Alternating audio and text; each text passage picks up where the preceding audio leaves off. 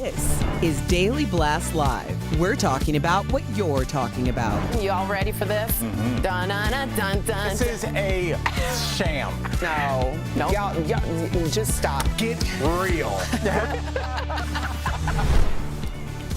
Welcome to DBL. Yeah. Hello, everyone. We're doing it. It's Tori and the boys. How you doing, guys? Good. How are you? I'm feeling good. Yeah? Yeah, I'm feeling strong. Oh, yeah? I worked out for the first time in a long time. Feeling good. Really? I don't believe How much you benching work these out days? a lot. Yeah, I do. I work out like once or twice a week, but it's like a 10-minute thing at most. What are you throwing up these days? About a 10-pounder? Yeah. All right, let's talk about the weather because it's been really crazy. More than 100 million Americans are feeling the effects of a brutal heat wave. We are too in Denver. But in Yellowstone, they've got another problem, severe flooding. Authorities have closed all 5 entrances to the park because of the flooding. Multiple roads and bridges like this one have been damaged or have been completely taken out due to the swollen rivers and the mudslides. Check this out. The flooding in this Yellowstone River even swept away this waterfront home. Wow. Meantime, check out this TikTok that's going viral. This is a man in Arizona. He used the record-breaking heat to cook mac and cheese in his car, which got up to 202 degrees. Ladies. As you can see the results, it totally worked to cook his meal.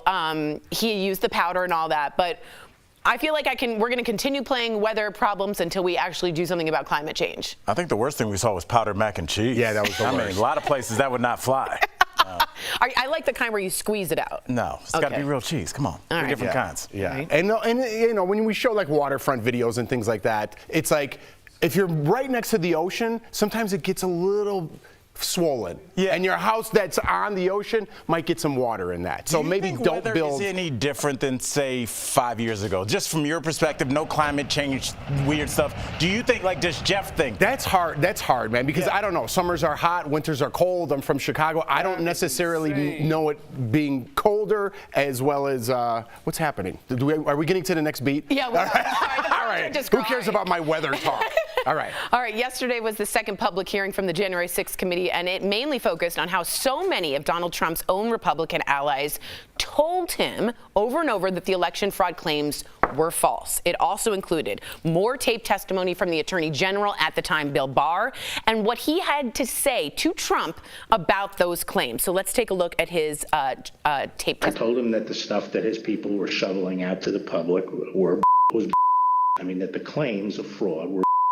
I thought, boy, if he really believes this stuff, he has, lost contact with he's become detached from reality. There was never an indication of interest in what the actual facts were. We also heard how former President Trump used these false election claims to raise $250 million from his supporters. It was supposed to go to an official election defense fund that we heard about, but according to the committee, that fund does not exist. Instead, most of the money went to Trump's Save America Political Action Fund. There's also testimony that Rudy Giuliani was drunk on election night and told Trump to declare the victory, which he ultimately did. However, Giuliani is disputing those claims. He's tweeted today, "I was not drunk. I gave away all the alcohol I was given, and my favorite drink is Diet Pepsi." So that's what he tweeted in the face of these allegations. Correct. That was this morning. Something that'll be in history books. That's what he tweeted. Yeah. I gave my booze away. Yeah. Wow. Yeah, exactly. Wow. I wanted to ask you guys what you thought about this, especially because it seems like the campaign manager knew, the attorney general knew, the daughter knew, his top advisors knew, his legal team knew, and they told him over and over again, this ain't right. And then he raised all that money on what we now know is the big lie, or as Zoe Lofgren said, the representative, the big ripoff. What do you think about it, Jeff? I think I want to talk about the weather again. Yeah. As boring as that was, yeah. About the summer. Yeah, so Summer's rain, hot, huh? and Yeah, it winter's rains cold. in the spring, Mayflowers, whatever. Here's the thing. Totally fair, by the way. Listen, here's the thing.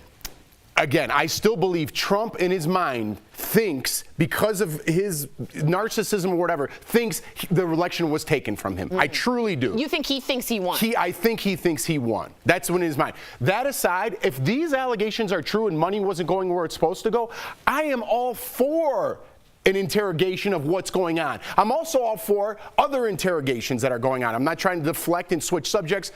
Nancy Pelosi's husband makes a lot of money. I'd like to find out where all that money came from, because sometimes she might know some things that might help you out in the stock market. Again, I don't want to deflect. I just want to get to the bottom of the truth, whether it be on the left side or the right side. In this case, it has to be on the right side. It's Trump. People love talking about it. And if this is true, people need to pay the piper, right? And Jeff, you know what? I didn't see that as a deflection. There was an issue. Well, because when you try to bring up something else, everyone's like, well, you're deflecting because we're talking about this subject. That is called whataboutism, but the whataboutism is about the entire political structure that was set up. That's all about money. Like, what happened? Remember, there was the Build the Wall campaign where they raised all this money and then they found out it didn't go anywhere and it went to like somebody's yacht. So I think a lot of people have been victims of fraud here. We are not using the word fraud. If you say that we believe that we have all been duped in this electoral process and we need money to investigate this, and you take that money and you put it in a place that those people did not think it was going to go and did not say it was going to go, that is fraud. That's exactly all. No different than if I said I have a heart problem, I need the DBL people to start sending money, and then all of a sudden I show up with a new black Porsche, which would be great. But like how would that be any different than what we're seeing here? So I understand that people have their left and their right in them, and it doesn't matter. This is fraud, no different than I see it like Bernie Madoff or any other MLM scheme. Very well said. Here's the deal. I agree. Politics and money are awful. It stinks like a Seattle fish market on a hot Tuesday in summer, like I've always said. Back to the weather. Always. Yeah. But I have to say, always said that. I've said it like 3 times. We're talking specifically about these hearings and what they found after 140,000 documents, after they researched for months and months, and they are telling the American people, after an attempt to overthrow democracy, there was a grift that was part of this. There was a con. So I can talk about Nancy Pelosi's husband all the time. I can talk about Hunter Biden, which I'm sure people want to bring up. But this is an important and focused discussion on not only did we try and overthrow a legal election, were we conned by it at the same time? Was there wire fraud in this? Not only is it conspiracy or seditious conspiracy, are we dealing with wire fraud? And that's straight up a con. And also, I don't know how you could go after this legally, but what's the price to pay? Department of Justice can. Well, but I was going to ask, what's the price to pay for making a fissure in the American, fabric that may not be repaired for generations? The people that think that this election was stolen and that they have been living under a false leader for all this time, think about what we've seen since then. Who has been January elected? 6th. Who has been elected since then? Exactly. Now we have, inaugurations where there's barbed wire around the White House because of stuff like this. But we also have people being elected that believe in the big lie still, which is bizarre to me, because we've clearly shown all the people from the testimony of yesterday, all of it, were all Republicans. They were all Trump Republicans. They were all people he worked with very closely, and they all said it was not true. So I'm trying to find a place where I think, where did Trump really think it was he really lost? Where did he get that info? What do you think the penalty should be? Like, at the end of all this, what should happen? I think the Department of Justice should indict the former president. Okay, and then what happened? Give him jail time? Is that what you mean? That's what happens when you indict. You have seditious conspiracy and now perhaps wire fraud that is up to several years in prison. What would have happened to Nixon had he not retired? Or resigned. Excuse me. Many people say he resigned so he didn't have to, he could avoid all of this. And this is what happens. I agree that he's a narcissist and he's sort of enjoying all this. But I think after we see Barr, Ivanka, his legal team all saying, we told him, it's hard to make the argument that he didn't know. Do you think anybody sees jail time? Yeah, that's what I was going to ask you. Is all this just going on, right? Is anything going to happen in the end of all this? Because we're as an economy, we're in a crisis right now, right? And we should be focusing our energy on what's going on in the economy. At the end of this, is this going to be worth it? Is anyone going to see jail time? Is Trump going to learn a lesson? What's going to happen? Democracy is also in a upheaval, which is what we have to deal with also. And the Department of Justice now will make a considered decision on the investigation of what they found and say, is there enough here? It's up to the Attorney General to then indict former President Do you Trump. think he'll go to jail? I think he will be indicted, yes. I think there is Do you think he'll go to jail? I don't know. It's never happened before. But the fact that we're even talking about it. Yeah, the fact that we're talking about it is interesting. Let us know what you guys think. And the weather. And it's hot in the summer. Yeah, it is hot. Coming up on DBL, more for Amber Heard's first interview since the jury sided with Johnny Depp. Her response to the people who said she was acting on the stand. Closed captioning provided by This June, DBL isn't holding back. I've already spent my time and all of my sanity on trying to make you happy. I like a little cheese on my potatoes. That's what's going on in my head. That's what we need more of, conversations in this country like this show. Thank you. DBL is all new every day. That's right. That's what we were just talking about how Nixon resigned, and he knew Ford, who came next, would probably pardon him, which is right. He did pardon him to heal the country. I think there was. Yeah. Well, she went to me and I was like, the house fell in the water. plan was to just speak briefly about it. I'm sorry we spoke so And then long. Al's like, in the last 5 years, the weather, I'm like, what? But then the prompter wasn't rolling, and I'm like, what do we do? And you're going like this, Chris is spinning I'm around. doing this. David's going like the other camera, and I'm like, We were dancing. a house went in the water. I've never seen Jeff go, actually what's handled happening Yeah, here? live TV, Jeff goes, what's happening? Because they're That like, fellas going, David's doing this, you're doing this, behind I'm the going scenes, Tori, when we need to change subjects, David will give like, but it's not that. It's like David will do like this between little- cameras. yeah. And David was just windshield was like a wiper. windshield That's why wiper. Jeff said something. Jeff was like, what is happening? And I was trying to get the prompter, so a lot of movement was going on right Yes. there. A lot of people saying, Tori, it's not going to happen. Someone said, ask Brack, who says, Jeff, it's history. So historians will have it in the books for what happened. Yeah, but how? I don't think there's any precedent. And in many ways, it's about making sure something like this doesn't happen again. we still don't even know what happened to JFK. Why can't we open those files? I don't know. I love that conspiracy, but those files still hasn't been opened. Why not?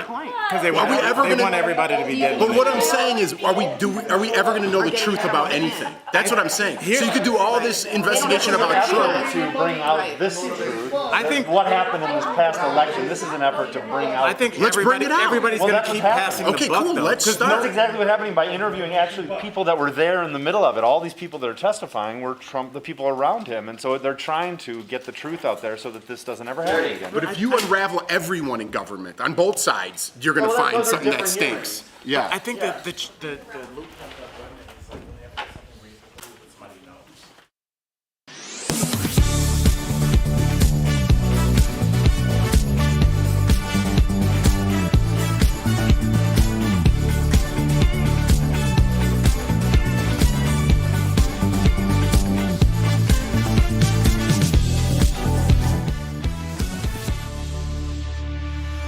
Welcome back. Amber Heard. Wow, we have heard a lot about her, haven't we? All right. Amber Heard is not backing down from her claims that Johnny Depp physically abused her, even though a jury recently found that those claims were defamatory. So here's what she told Savannah Guthrie. This is Amber Heard.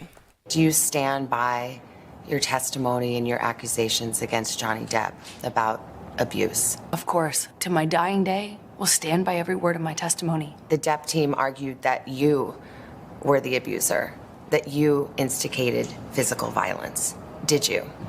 I never had to instigate it. I responded to it. This is in black and white. I understand context.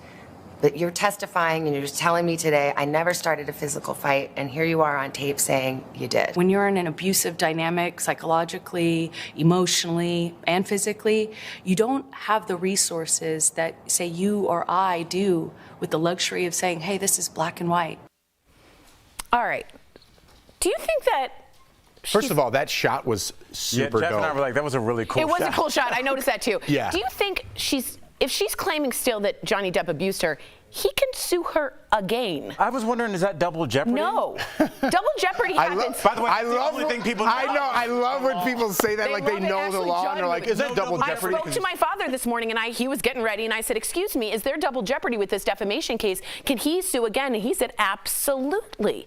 So not only is she narcissistic, like in my mind, she can't get herself, she's eating her own self up. Okay, so when I said that President Trump is narcissistic and believing that the election was stolen from him, it's the same way Amber believes her own story. That's what I'm trying to put out there. Maybe people will understand a little bit more. And it's the same way Jussie Smollett, it seemed like even after believed he lost his own his case, story. believed his own story. And I feel like they all have something in common here. First of all, I want to, Savannah Guthrie, good job interviewing. Very good. Right? Pushing back I a little agree. bit, not just throwing up the softball questions. But Amber Heard, I still don't know why. It's like, you know when you're on a game show and like you get gonged or burn the buzzer, and then you try to take your show on the road? That's what she's doing. She got buzzed. Yeah. And now you're trying to take that show on the road and sell tickets? It's not working. No, and you're going to get sued again. You ain't got no money. She needs somebody to pull her back. Yeah. You know, and just kind of, she needs to disappear for a little while. Well, listen to this, Al. Amber also responded to claims that she was acting on the stand and that her testimony was not truthful. Take a look at this, and then I'll get your response on that.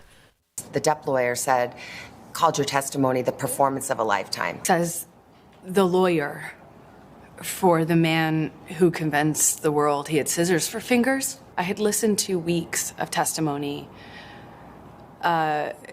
insinuating that, or saying quite directly that, I'm a terrible actress. So I'm a bit confused how I could be both. I don't think they're mutually exclusive. I think you could be a bad actress on the stand. And doesn't she swim underwater in Aquaman? Yeah, probably. And also, I think we're overlooking one of the greatest. Sorry, I got distracted with Edward. Edward Scissorhands. Yeah, that was a great line. That was a good one. It kind of goes back to what we were talking about. Is this person so set on the fact that they should be exonerated because they believe in what they're saying, that is it wrong for us to then prosecute them, especially a second time? Okay, I can tell you, I'm Heidi Klum. And you are not. I know. But I can say I really believe in my heart that I am a supermodel and I should be. Does that mean we shouldn't prosecute or go after me if I try to do illegal things about that? No. But what just if we because do she it once really and you continue to say it, then are we starting to get into a mental health situation? Maybe, but defamation at that point is not protected speech, and Johnny Depp has every right to back up his name. Now, if it is a mental health issue, her lawyer should have taken care of that. If it isn't, if she keeps defaming him over and over again, he has every right to stand up for himself. I just don't get it. I don't think he will. I get your point, totally. Right. Yeah, but I don't think he's going to go back after. He got what he wanted. I don't even think she's going to pay the money that she already owes him. So why would he waste his time again in court, right? It already went his way. Don't go back to the scene of the crime. Don't go back. Again, I look at Amber and I just say you need one really close friend to pull you back into the boat. And I think that's what she needs right now. I totally appreciate that. Coming up on DBL, why do people love to use bad words so bleeping much? We're sharing a new study that reveals the science behind the swearing. Stay tuned.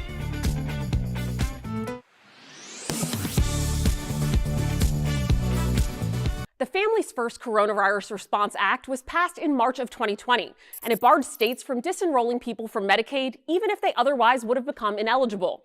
In return, states received expanded federal funding for their Medicaid programs. As federal pandemic programs start to phase out, some are wondering what's going to happen to Medicaid.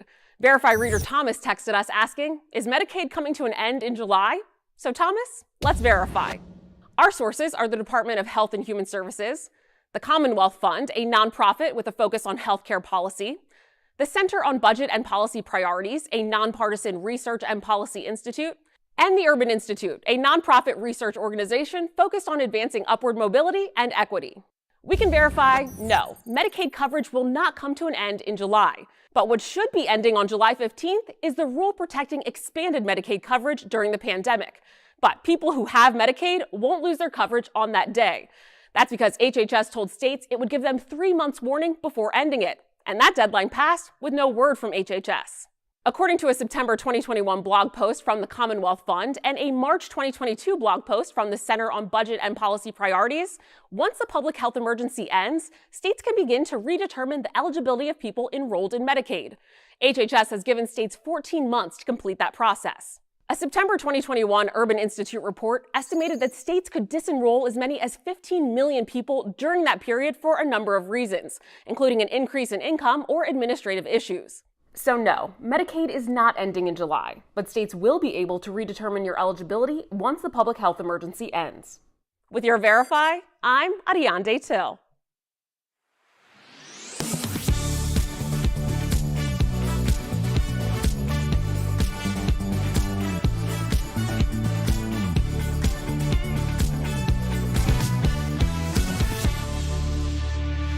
Welcome back to DBL. Let's talk about how often we swear. Oh, that was great. But we promise we won't use any bad words right now. So some experts say Americans say on average 5 swear words for every 1,000 words we speak. I feel like mine's higher. Research shows that more than half of the cursing we do happens when we're angry or frustrated. 9% happens when we're joking around, and 6% happens when we're in pain. Apparently, using profanity simply feels good to a lot of people and may provide emotional relief. Swearing can also help with the discomfort in social situations and can even lessen physical pain. I'm going to use that on the plane. That's my emotional support animal. Is cursing. Like, I get to just stare up and yell curse words. It's like, instead of in lieu of a dog. Hey, I'm all for it. It seems like you have evidence to back you up. Here, I swear a bit like a pirate because I'm a stand-up, and it sort of helps when you see a girl on stage. Oh, she's going to be able to go there. I always swear on stage a lot. Do you guys often swear or no? Are you not a swearer? I like it because it lessens the words. If you use like one good bomb, right when you need like it, you hit it, you kind of know what I'm feeling. Yeah. Right? Whether it's happy and in a good joke, if you use it in a comedic way, it's also, if you have good timing, it does kill. And it does, I believe, relieve some stress. I'm not proud of it, right? But if you stub your toe, whoa, one's coming out. What's the one time you think you curse the most? See, like when my bag gets stuck on a door handle, you know, when you're like, I'll go crazy. I was looking at those numbers, and they were almost exactly opposite for me because they said 50% do it for frustration and anger, and mine is almost totally for pain. Like if I stub my toe, like I did this morning, anybody that was near my guest bedroom, they heard some stuff. But I don't really, you know, my cursing, I don't know how people ask me all the time about this show, how do we not curse? I always say it's almost like being at your grandmother's house. You just know, like your brain goes into a different I feel like I'm place. at synagogue. You just have to be a little bit nicer. So I've stopped cursing, I think, more in my regular life and almost on stage. One, because, you know, I represent the show when I'm on stage. But also, honestly, you make a lot more money as a comic being a cleaner performer. Like those Christian comics, they clean up. They do. Oh, Let me ask you something. You both watch sports. Do you end up yelling swear words at the TV? Are you one of these like, beep, beep, beep, beep, beep? I'm a Bears fan, yes. And you're a Browns fan. Yeah, so it was a lot of soundproof rooms. So sports gets that out of you. Yeah, sports. Me and Jeff like to throw it on a wager every once in a while. There's that too. Yeah, but listen, I'd rather someone throw out a bad word than break their own TV. What's with that? Yeah. You start breaking up your own house? I want to ask you, how do you mitigate like cursing in front of the kiddos? Yeah, Sometimes it gets out and I say, only daddy talks like that. Yeah, I wanted to know, did Leighton or Lawson pick up on it? It's the same thing like when I'm at the show. When I'm around my kids, you know what I mean? I try to keep it clean, but sometimes, you know, things happen. Right. You know what I mean? And I'm like, don't talk like that. So I just they know the words. They watch things we watch. I mean, if you... anything on Netflix, HBO, there's words in there that they're going to hear. And even when they hear them on television, they go, don't say that. Oh. So they know not to say that. So it's not like I'm going to soundproof everything and put padding all over the walls. I'm not that kind of parent. I'm going to let them experience, know that they can't do that, and they're going to get in trouble if they do say Boundaries. That. Yes. I like that. I think swearing makes you smarter, makes you freer, and I'm fully for it. Now I have science evidence to back it up. We'll be right back. Bleep. Promotional consideration is brought to you by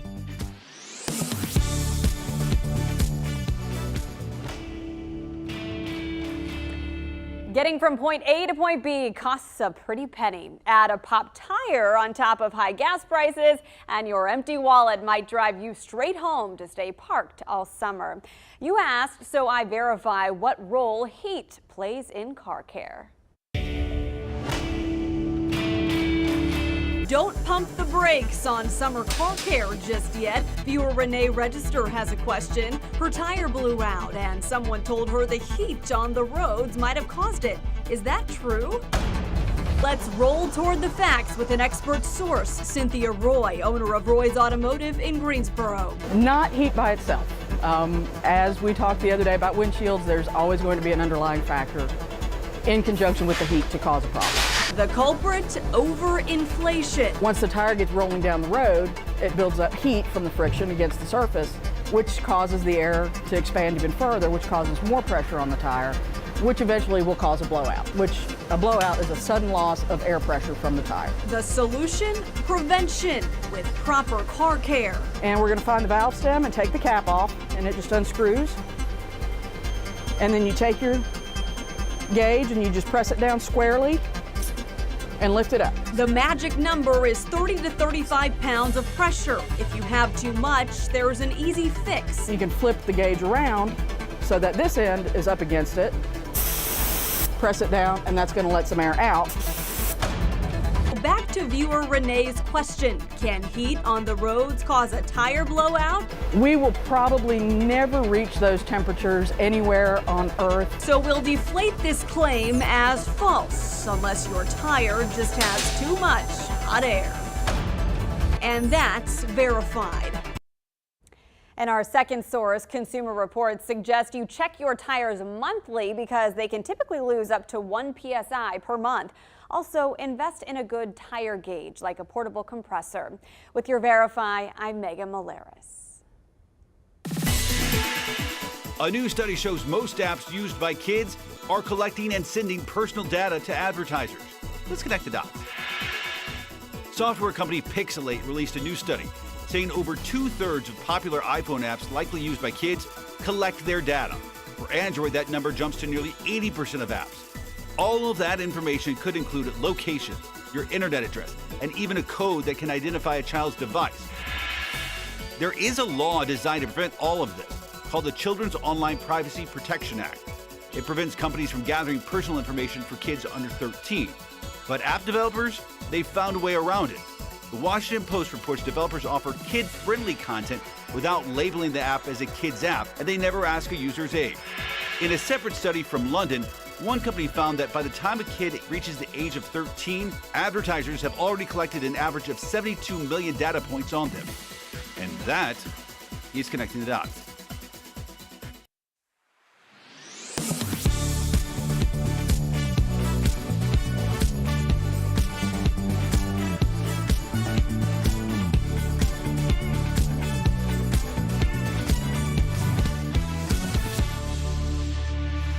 Welcome back. With record-breaking temps on the rise. That's my fault. That's my career taking off. Oh my gosh! It's time for I was so hot right now. It's time for some DBL home tips presented by American Home Shield. I can't even keep a straight face. AC can be costly, but we have some money-saving ideas for you. So 78 degrees is the sweet spot between staying cool and keeping your energy bill low this summer. It's also recommended to set your thermostat to 88 degrees when you're away. You should also avoid placing lamps and TVs near your thermostat. The heat from them can overwork your AC units by making them run longer than necessary. And remember, an American Home Shield home warranty plan helps cover many things that homeowners insurance leaves out, like breakdowns of major components of home systems and appliances. So you get to rest easy knowing you're ready for whatever breakdowns inevitably strike next. Visit ahs.com to find a plan that's right for you. I didn't know that about the lamps. It's very, like early in your career as a comic, you share rooms with other comedians, and I always had it super cranked up high because I grew up with an old black man, so the house is always hot at like 81. What's your like sleeping temp? Do you have one? I kind of like it super cold with the blankets over. What's your temperature? I like it like 68. I'm 66. a 72, 71. What about you? If I had a pick, 69. It's I'm not making a joke, but I found that little sweet spot. I appreciate that. Really quick, Joanne says, I find swear words to be kind of useless in conversation. I bleep and disagree. We'll see you same time, same place tomorrow. Bye, guys.